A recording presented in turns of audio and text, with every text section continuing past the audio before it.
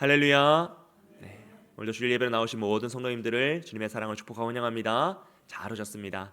오늘 로마서 12장 1절에서 2절 말씀을 통해 복음과 반응이란 제목으로 함께 말씀의 은혜를 나누기 원합니다. 여러분, 우리가 하는 모든 일들은 반응이 나타나죠. 사실 어떤 의미에서는 우리가 하는 모든 일의 목적이 반응을 위한 것이다 라고도 할 수 있습니다. 이 반응은 단순히 상대방뿐 아니라 자기 자신에게도 나타나고요. 더 크게는 사회와 문화 또는 나라에도 영향을 끼쳐서 반응이 나타날 때도 있습니다. 그래서 우리가 개인적으로 공부를 하고 운동을 하고 일을 하는 것들은 나 자신에 대한 반응을 일으키는 것이고요. 또 우리가 자녀들에게 사랑으로 어떤 말을 하죠?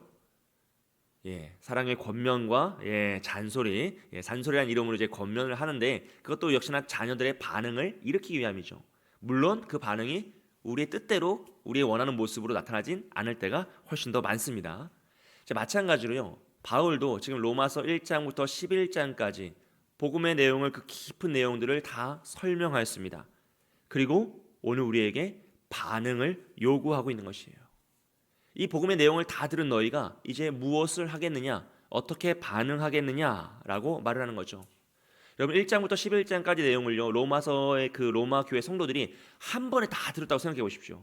우리가 그 자리에 앉아서 처음 이 복음을 1장부터 11장 그 광대하고 넓고 깊은 내용을 한 번에 다 들었다면 얼마나 마음이 놀라웠을까요?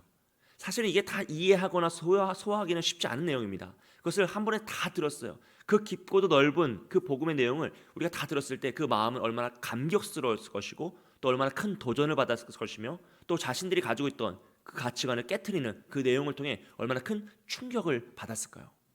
그 충격과 그런 감격 속에서요 바울은 그들에게 반응을 요구하고 있는 것입니다. 이 로마서 앞부분은요 그래서 완전하신 하나님의 복음이 선포되는 영역인데 오직 하나님의 영역이에요. 하나님, 우리가 인간이 틈탈 틈이 없습니다. 오직 하나님의 영역이고 그 이후에 이 반응은 우리의 몫이라는 거죠. 이 말씀을 듣고 오늘 나는 무엇을 할 것인가, 어떻게 반응할 것인지 우리가 선택을 해야 합니다. 바울은 로마서 12장 1절 말씀에서요 그러므로 라는 단어를 통하여서 이야기를 시작하고 있어요. 이 그러므로 이 한 단어는 로마서 1장부터 11장까지 내용을 다시 한번 그 복음의 진리를 단숨에 다 가지고 오고 있습니다. 다 불러와요. 그리고 그 복음 앞에서 오늘 우리는 무엇을 할 것이냐, 이 복음을 이미 들은 너희는 어떻게 선택하고 어떤 반응을 할 것이냐라고 우리에게 묻고 있는 것이죠. 그리고 이후에 12장부터 나타나는 이 말씀이 바로 우리의 반응이 되기를 원하는 바울의 간절한 외침입니다. 바로 온전한 성도의 삶을 선언하고 있는 것이죠. 사랑하는 여러분, 복음은 하나님의 절대적인 영역이고요 반응은 우리의 몫입니다. 그럼 우리가 복음을 들었다면 우리는 어떻게 반응할 것인지 선택을 해야 하는 것이죠. 물론 복음을 다 듣고 나서도 아 그렇구나, 이게 복음이구나, 그런데 정말 이게 진짜일까? 뭐 이게 진짜라 하더라도 나와 무슨 상관이 있을까? 라고 생각한다면 우린 반응할 수가 없습니다. 어떤 변화도 일어날 수 없고 당연히 그 이전과 복음을 듣기 이전과 동일한 삶을 살아가게 되는 것이죠. 하지만 우리가 이 복음을 듣고 아 이것이 진짜구나, 이거 정말 하나님의 계획이구나 하는 것을 믿고 우리가 그 복음에 따라서 살고자 노력하면 우리는 로마서 12장부터 선언하고 있는 이 온전한 성도의 삶으로 나아갈 수 있다는 것이에요. 그리고 우리의 삶엔 반드시 반응이 일어납니다. 왜냐하면 복음이 진짜라면 그 복음을 진짜로 믿는 사람들 역시 진짜로 변화될 수 있기, 반응할 수밖에 없기 때문이죠. 그래서 바울은 이 로마서 1장 2절 말씀에서 그러므로 라는 접속사로 시작하여, 근데 신학자들은 이 그러므로를 복음에서 삶으로 넘어가는 다리라고 불렀습니다. 즉 지금까지 살펴보았던 1장부터 11장까지의 그 복음의 결론적 반응이 12장부터 나타나는 우리의 삶이라는 것이죠. 우리 1절 말씀을 우리 다 함께 읽어보겠습니다. 함께 읽습니다. 그러므로 형제들아 내가 하나님의 모든 자비하심으로 너희를 권하노니 너희 몸을 하나님이 기뻐하시는 거룩한 산 제물로 드리라. 이는 너희가 드릴 영적 예배니라. 아멘. 여기서 바울은요 그러므로 형제들아 라고 하면서 로마교회 성도들을 부르고 내가 하나님의 모든 자비하심으로 너희를 권한다 라고 표현하고 있습니다. 이것은 바울의 권면이 강제적인 명령이나 규율이 아니라 사랑의 초청이고 은혜의 부르심이라는 것을 의미합니다. 바울은 지금까지 복음의 내용을 들은 로마서의 그 로마 교회 청중들에게요, 이제 반응을 요구하는데 그것을 강권적으로 흔들어서 어떻게 해야 된다라고 명령을 하는 것이 아니라 그들이 스스로 복음의 은혜에 감격하여서 자발적인 순종으로 나아가게끔 하고 있다는 것이에요. 왜냐하면 강제로 하는 것은 은혜가 아니기 때문이죠. 억지로 하는 것, 값을 지불하기 위해서 하는 것은 우리의 믿음의 반응이 아니기 때문입니다. 오직 은혜에 감격하여서 자발적인 순종만이 믿음의 역사이고 온전한 반응이 될 수 있기 때문이에요. 그래서 여러분, 우리가 지난주에 온 가족 예배를 통해서 가족들과 함께 예배를 드립니다. 옆자리에 자녀들도 데려오고 또 사랑하는 남편도 모셔오고 또 이렇게 함께 가족들과 함께 예배를 드리니 참 좋아요. 참 감격스러운 순간입니다. 하지만 그렇다고 해서 우리가 억지로 믿음을 줄 수가 없다라는 것이에요. 우리가 손은 잡아줄 수 있고 나의 간절한 마음은 전할 수 있지만 그 믿음의 역사는 우리가 억지로 규칙으로 강제로 되는 것이 아니다라는 것이죠. 그렇기 때문에 우리는 더 힘써 기도하는 것이고 하나님의 은혜가 임하게 해달라고 간절히 바랄 수밖에 없는 것입니다. 왜냐하면 이 믿음의 역사는 하나님의, 우리가 살펴보았던 것처럼 하나님의 은혜의 역사이고 오직 하나님 값없이 주는 은혜로만 가능한 것이기 때문이죠. 여러분, 우리가 신앙생활을 할 때요, 이렇게 은혜를 받고 믿음이 성장할 때가 있습니다. 또 시간이 지나고 성숙해 갈수록 믿음이 더 견고해져요. 그러면 직분을 받기도 하고 또 어느 날 책임자의 자리에 서기도 합니다. 무엇인가 책임지고 우리가 결정해야 되는 그런 순간들을, 그런 역할을 맡을 때도 있죠. 사실 모든 교회는 그렇게 성장해 왔고 또 앞으로도 그렇게 성장할 것이에요. 성도들의 성장을 통하여 교회도 함께 성장해 가는 것이죠. 그런데 우리가 그렇게 헌신의 자리, 책임의 자리에 섰을 때 내가 우리의 마음에 죄책감을 덜기 위하여서 내가 이 헌신을 감당한다면요, 무엇인가 값을 지불하기 위하여서 내가 봉사와 헌신을 감당한다면 그것은 복음에 대한 올바른 반응이 될 수 없다라는 것입니다. 왜냐하면 우리의 믿음은 가톨릭의 면죄부처럼 구원을 돈 주고 사는 것이 아니에요. 불교의 그 내세처럼 더 좋은 환생을 위하여서 내가 무엇인가를 투자하는 개념이 아닙니다. 그래서 우리의 헌신과 우리의 수고와 봉사라는 것은요, 오직 값없이 받은 은혜에 대한 반응인 거죠. 그래서 오직 감사밖에 없어요. 자랑할 것도 없고 비교할 것도 없고 그래서 부족한 것도 없습니다. 왜냐하면 내가 부족하다는 건 뭐죠? 저 사람보다 내가 못하라고는 그런 마음이에요. 내가 최선을 다한다면 내 모습이 연약할지라도, 내 모습이 부족할지라도 어떠한 비교도 없고 어떠한 부족함이나 어떠한 교만도 없다는 거죠. 오직 감사뿐이에요. 그래서 우리의 믿음은 죽을 수밖에 없는 죄인인 우리를 오직 하나님의 은혜로 나를 살리셨구나, 나를 구원하셨구나 라는 그 복음에 감사함으로 자발적인 순종으로 나타나는 것이에요. 이것만이 우리가 추구하는 참된 믿음의 반응이 되는 것입니다. 그러므로 오늘 우리의 믿음 역시 어떠한 공포에 대한 반응이나 죄책감을 덜어내기 위한 수단이나 또 무엇 목적을 이루기 위한 투자 같은 것이 되어서는 안 된다는 것이죠. 오직 하나님의 은혜, 감사함으로 반응하는 자발적인 순종으로 나아가는 저와 여러분이 되시길 주님의 이름으로 축복합니다. 그래서 바울은요, 강력한 명령이나 규율이 아니라 하나님의 모든 자비하심으로 권면한다라고 말하고 있는 것이에요. 그리고 그 권면의 내용을 보면요, 너희 몸을 하나님이 기뻐하시는 거룩한 산 제물로 드리라 라고 이야기하고 있습니다. 여러분, 지금까지 바울의 권면은 참 좋았어요. 무엇인가 강력한 명령이 아니라 우리를 사랑으로 설득하고 위로하고 새롭게 하기를, 스스로 잘 깨닫기를 원하는 모습이었습니다. 그런데 그 권면의 결론이 제물이 되라는 것이라면 이야기는 완전히 달라지죠.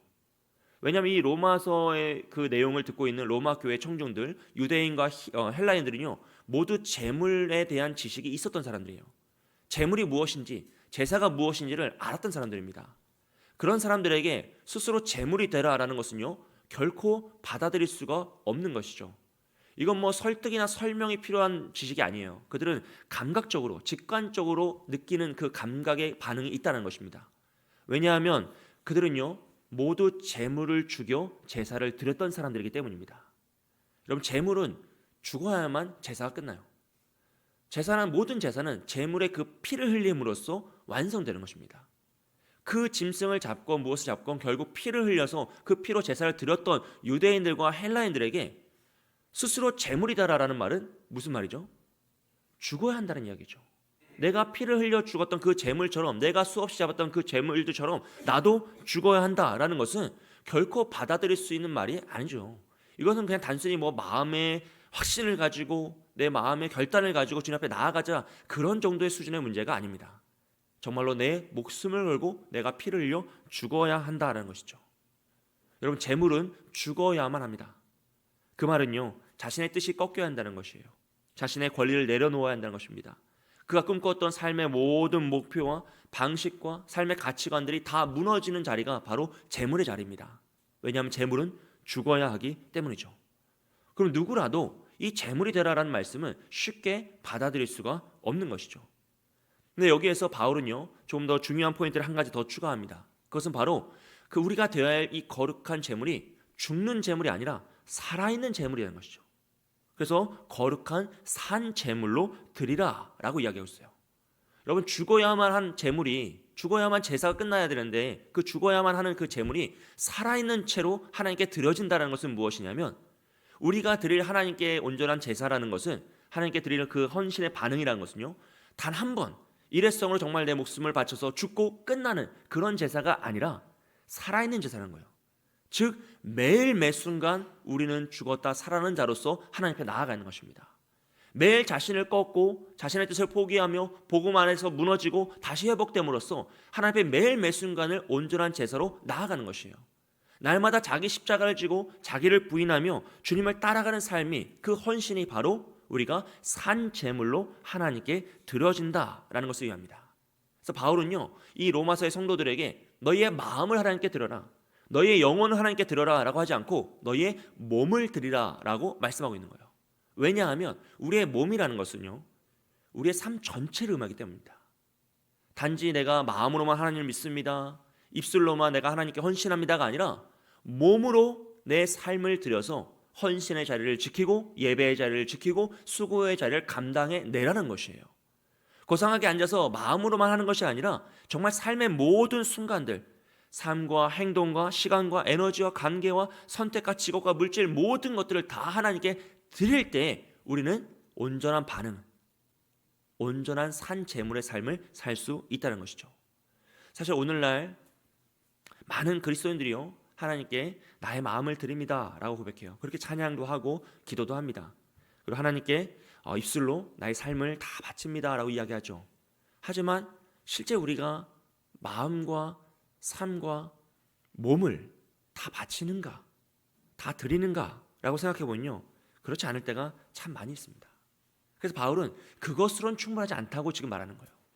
하나님은 우리의 모든 것을 원하신다라는 것을 지금 강조하고 있는 것입니다.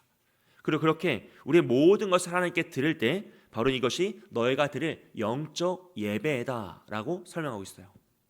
근데 여러분 생각해 보면 우리의 몸을 드리는데 왜 그것을 영적 예배라고 설명을 할까라는 것을 생각해 봐야 돼요.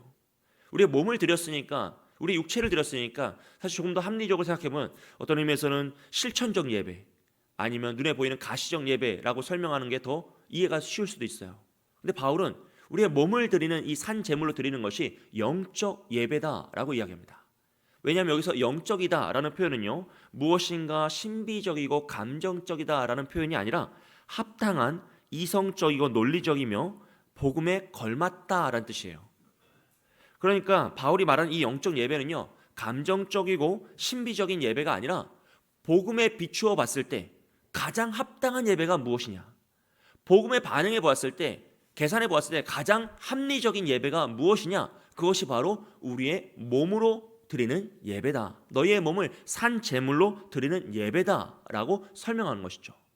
그래서 바울이 우리에게 산 제물로 우리를 몸을 드리다라는 것은 마음으로만 예배를 드리고요, 말로만 하는 헌신은 바울이 원하는, 성경이 이야기하는 참된 예배가 될 수 없다는 것입니다.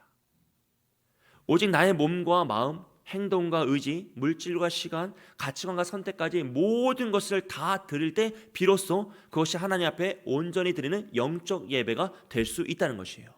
그래서 이것이 바로 몸으로 거룩한 산 제물을 드리는 것이고 하나님 앞에 드릴 영적 예배를 드린다라는 뜻인 거죠. 그렇다면 여러분, 오늘 우리의 예배는 어떠합니까? 오늘 우리가 이 자리에 앉아 있는 것으로, 예배를 드리는 것으로 참된 예배, 영적인 예배를 드린다라고 우리는 할 수 있을까요? 물론 주일에 예배를 드리는 것은 너무나 중요해요. 이보다 중요한 건 없어요. 사실 예배를 드리는 것 자체가 가장 중요한 일입니다. 그런데 우리가 이 시간, 이 한 시간 예배자를 지키는 것으로 우리가 영적 예배를 드렸다라고 말하는 것은 바울이 이야기하는 것과는 좀 다르다는 것이죠. 우리가 말로는 믿습니다라고 말하고 마음으로는 사랑합니다라고 고백하지만 정말로 하나님이 기뻐하시는 영적 예배, 온전한 예배라는 것은 이렇게 마음과 입술로만 드리는 것이 아니라 잠시의 시간으로만 드리는 것이 아니라 우리의 삶 전체로 나아가는 예배가 되어야 한다는 것입니다. 그럼 어떤 의미에서 오늘날 온라인의 그 예배로만 신앙생활 하시는 분들과 또 이제 썬데이 크리스천으로 이 잠시 짧은 시간으로만 예배를 드리시는 분들의 그 삶을, 그 신앙을 온전하다라고는 말할 수가 없는 것이에요. 참 조심스럽고 사실은 어려운 이야기죠. 심지어 오늘날 너무 많은 사람들은요, 이 예배를 감정적 반응으로만 이해합니다. 그래서 은혜라는 것도 내 마음이 동요되고 또 내 마음이 동의되고 공감될 때, 위로를 받을 때 내가 은혜를 받았다라고 표현하는 것이죠.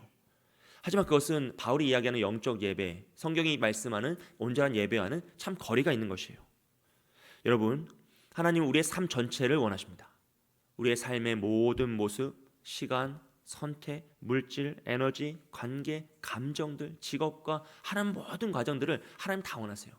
그래서 우리가 드릴 이 영적 예배라는 것은요, 단지 주일에 나와서 한 시간 예배를 드리는 이 모습뿐만 아니라 그 주일 예배당을 떠나서 우리 가정에 돌아가서 우리가 하는 말과 행동들, 우리의 직장과 삶의 터전에서 우리가 갖추고 있는 선택과 우리의 삶의 태도들이요, 우리가 온라인과 핸드폰을 할 때 또 스마트폰으로 모든 것들을 하는 그런 SNS에서 진행되는 우리의 모든 삶의 방식들이 다 하나님께 드릴 예배가 되어야 합니다. 이 모든 것을 다 하나님께 드리는 것이 바로 영적 예배인 거죠. 심지어 하나님은 그것을 이미 받고 계세요. 우리가 선택하지 않고 인식하지 못하는 그 순간에도 하나님 우리를 다 보고 계시고 듣고 계시며 우리의 태도와 선택과 삶의 방식이 결국 우리의 영적 예배로 하나님께 올려지기를 원하고 계시답니다. 이것을 개혁주의 신학에서는요, 전 삶의 예배라고 했어요. 삶의 전 영역이 다 예배라는 것이죠. 제자훈련 쪽에서는 이것을 신앙생활이 아니라 생활신앙이라고 표현합니다. 우리의 생활 자체가 신앙으로 바뀌어야 한다. 모든 것이 다 바뀌는 거죠. 또 종교개혁자였던 존 칼빈은요, 이렇게 고백했어요. 나는 하루의 모든 순간을 하나님의 얼굴 앞에서 산다라고 표현했어요. 코람데오의 신앙이죠. 나는 하루의 모든 순간을 하나님의 얼굴 앞에 산다. 영국의 유명한 설교자였던 찰스 스펄전 목사님은요, 말씀을 전하다가 한 성도에게 당신의 직업은 무엇입니까? 라고 물었습니다. 그래서 그 성도는 저는 장사를 합니다 라고 답했어요. 그래서 이 목사님께서는 아닙니다. 당신의 직업은 예배자입니다. 그리고 직업이 예배자인 당신은 생계의 수단으로 장사를 할 뿐입니다 라고 이야기했어요. 왜냐하면 모든 성도의 직업은 단 하나, 예배자이기 때문입니다 라고 설명합니다. 사랑하는 여러분, 오늘 우리의 직업은 무엇입니까? 우리의 직업은 예배자인 줄 믿습니다. 할렐루야. 이 예배자는요, 정규직이에요. 그리고 은퇴가 없어요. 여러분, 우리 가장 원하는 평생 직장. 그리고 그 예배자로서 하나님 여러 가지 이 삶을 살기 위해 우린 또 다른 생계 수단을 가지고 있을 뿐입니다. 그렇게 우리가 온전한 예배자다, 내 직업이 내 삶의 전 영역이 다 예배자이다 라는 것을 인식할 때 우린 비로소 거룩한 산 제물이 되어 온전한 영적 예배를 드릴 수 있다라는 것이죠. 그리고 바울은 이어지는 2절 말씀을 통해서요, 이 영적 예배를 드리는 우리의 삶에 대한 그 신앙의 원리를 가르쳐주고 있습니다. 우리 2절 말씀을 다 함께 읽어보겠습니다. 함께 읽습니다. 너희는 이 세대를 본받지 말고 오직 마음을 새롭게 함으로 변화를 받아 하나님의 선하시고 기뻐하시고 온전한 뜻이 아멘. 우리가 드릴 영적 예배의 원리는요, 첫째로 이 세대를 본받지 말아야 한다라는 것입니다. 여러분, 여기서 본받다라는 것은요, 틀에 끼워 넣다, 형태를 따라 복제하다라는 것이에요. 마치 공장에서 똑같은 모양으로 상품을 찍어내는 것처럼 이렇게 딱 찍어서 만들어낸다는 것이죠. 즉, 본을 떠서 똑같은 모양으로 똑같은 가치관으로 만들어내는데 바울은 우리를 향해서 이 세상의 모양을 따라가지 말라는 거예요. 이 세상의 가치관, 이 모범을 따라가지 말라라고 이야기합니다. 여러분, 우리가 살아가는 이 세상은요, 모든 사람을 동일한 가치와 목적과 원리를 가진 존재로 만들기 위해서 몰아넣고 있어요. 그래서 잘 생각해 보시면 거의 모든 사람은요, 거의 같은 사회 시스템 안에서 같은 교육을 받고 자랍니다. 그리고 같은 입시 제도와 성공이라는 그런 스트레스를 받고 비교와 경쟁 속에서 살아나요. 그리고 같은 성공이라는 요구를 받으며 살아가고요.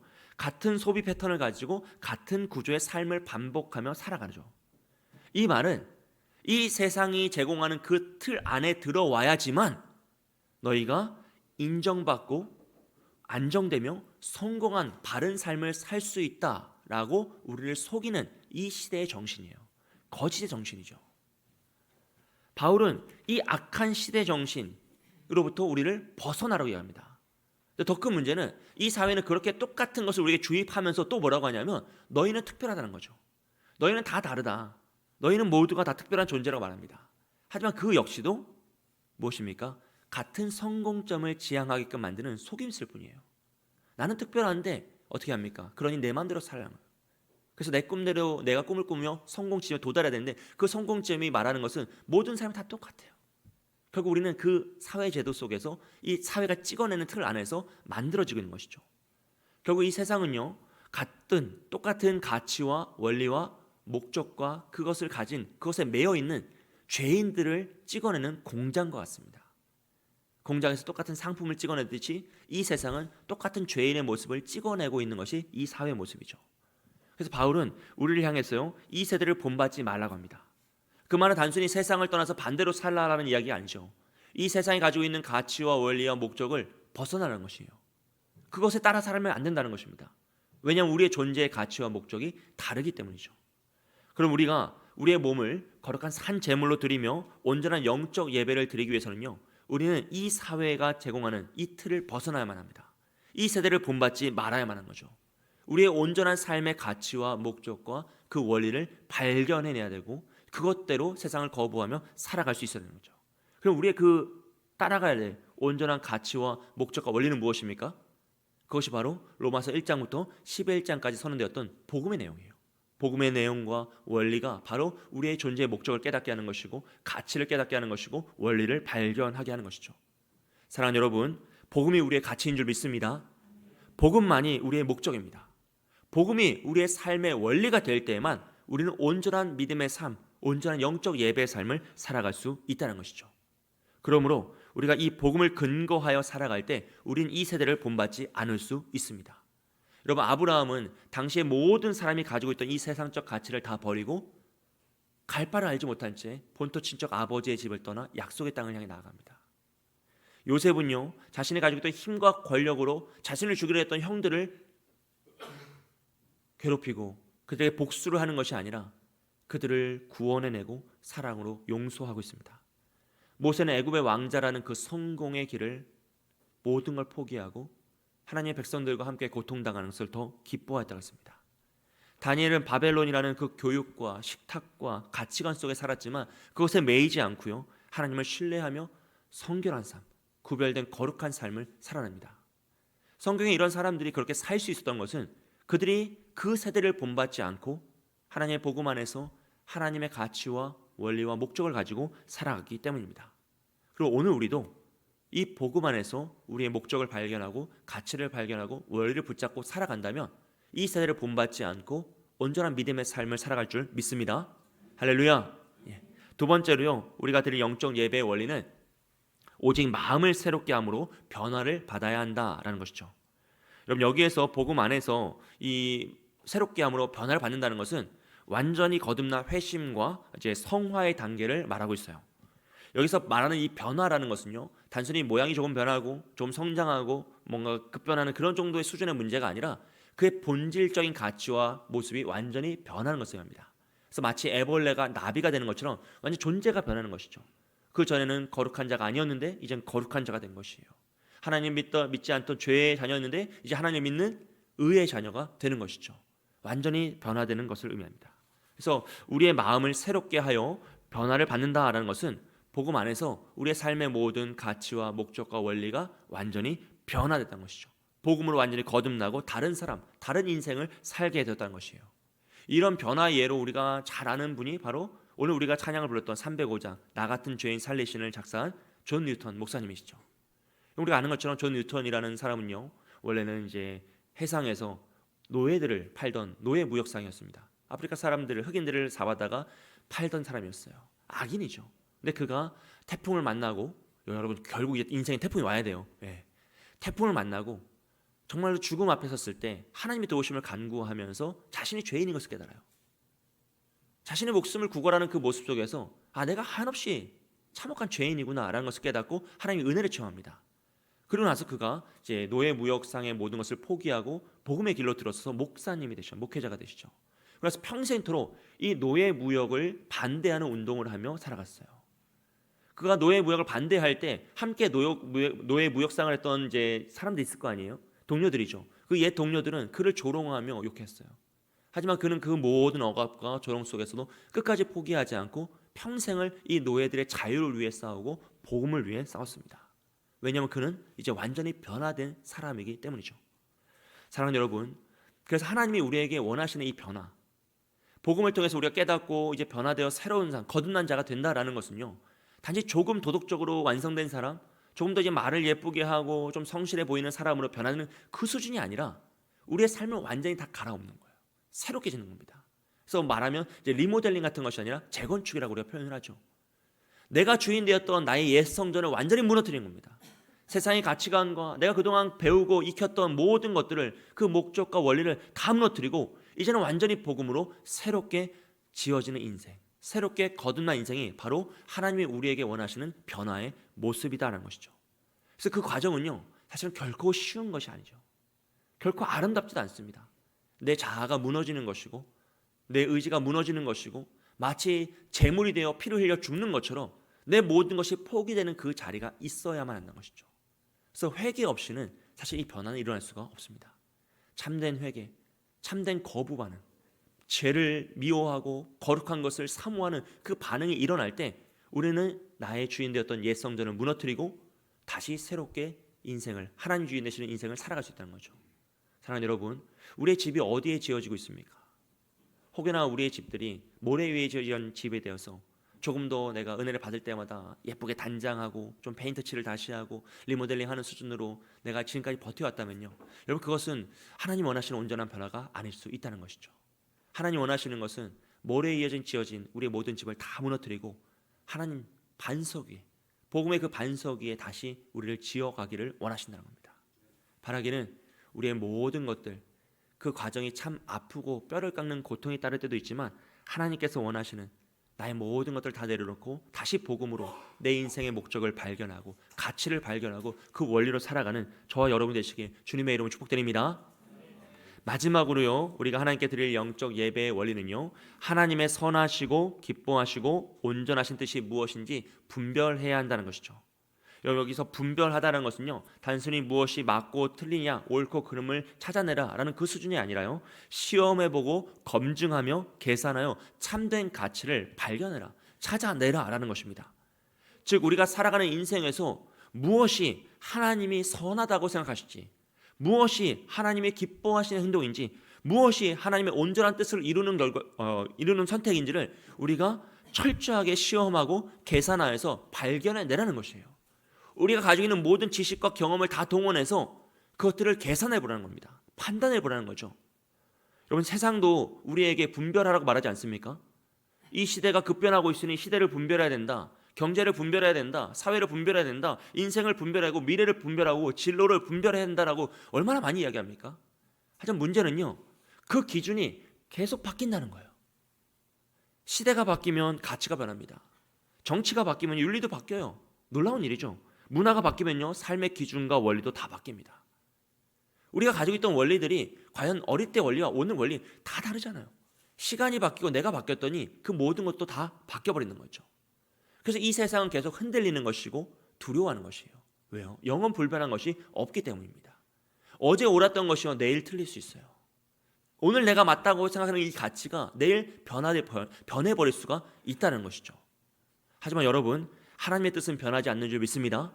하나님의 말씀은요, 영원 불변이에요. 이 복음의 진리는, 이 원리는 결코 변하지 않습니다.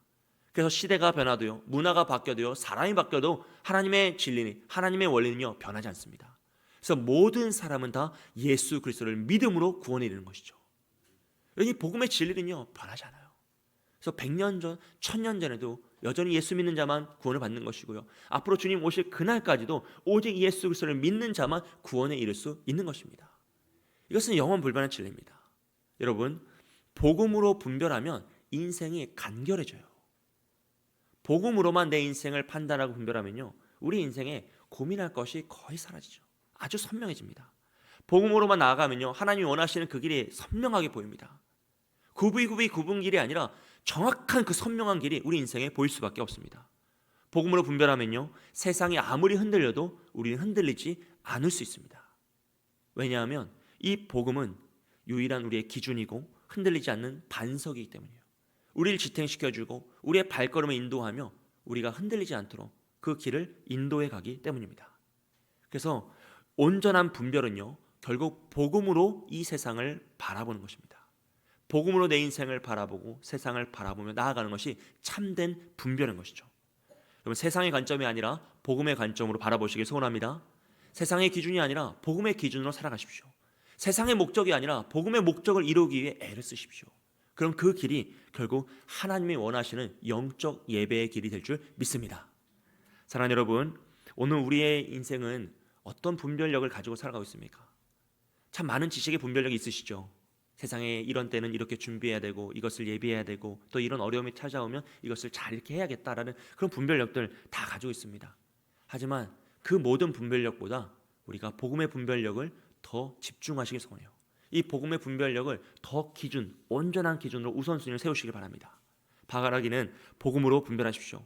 매일 작은 선택부터요, 인생의 가장 결정적인 선택까지 모든 것을 항상 복음 안에서 생각하시고 복음 안에서 바라보시며 복음으로 그 뜻을 선택하며 나가십시오. 그럴 때 우리는 하나님이 원하시는 기뻐하시는 온전한 예배로 나아갈 수 있습니다. 사랑하는 여러분, 복음이 진짜라면요, 우리의 삶은 반드시 변화될 수밖에 없습니다. 왜냐하면 그 복음이 능력이 있고 살아 숨쉬기 때문이에요. 여러분, 그 복음을 마음속에 받아들이시고 지금 내가 어떻게 첫 술에 배부르겠습니까? 다 함께 할 수 없죠. 하지만 매일 매 순간 조금씩 노력하고 조금씩 노력하며 나아갈 때 하나님께서는 당신이 원하시는 모습으로 우리를 만들어 가실 거예요. 그럴 때 바울이 이야기했던 너희의 복음을 정말로 믿는다면 너희가 거룩한 산 제물이 되고 온전한 영적 예배를 드리라는 이 도전이 우리의 삶을 통해 증명될 줄 믿습니다. 사랑하는 여러분, 우리가 오직 산 제물로 하나님께 우리의 몸을 드리고 온 마음과 정성을 다해서 영적 예배를 드릴 때 정말 이 세상을 뛰어넘어서 이 세상을 본받고 그 틀에 짜여진 대로 살아가는 것이 아니라 이 세상을 뛰어넘고 온전한 변화를 경험하며 참된 복음의 삶을 살아가는 저와 여러분이 되시길 주님의 이름으로 축복드립니다. 이 시간 함께 기도하겠습니다. 우리 말씀 붙잡고 기도할 때 하나님, 우리가 마음과 말로만 하나님을 믿고 사랑한다라고 하는 것이 아니라 우리의 온 몸을, 우리의 온 삶을 거룩한 산 제물로 드리는 영적 예배를 드리게 하여 달라고. 그래서 우리가 주일뿐만 아니라 가정에 돌아가서도 우리의 직장과 삶의 터전에서도 온라인과 SNS, 핸드폰 속에서도 여전히 참된 예배자로 살아가게 해달라고요. 이를 위해서 이 세대를 본받지 않고 복음의 가치와 목적과 원리를 기준으로 살기 원합니다. 복음 안에서 완전히 변화되어 하나님의 선하시고 기뻐하시며 온전한 뜻을 분별하는 참된 예배자로 살기 원하오니 주여, 우리는 인생을 통하여서 참된 예배의 삶, 매일 매 순간 선택하는 그 작은 선택부터 인생의 가장 결정적인 순간까지 오직 복음만을 붙잡고 나아가는 우리가 되게 해달라고, 우리 자신을 위해서 우리가 드릴 이 삶이 영적 예배가 되게 해달라고 함께 기도하겠습니다.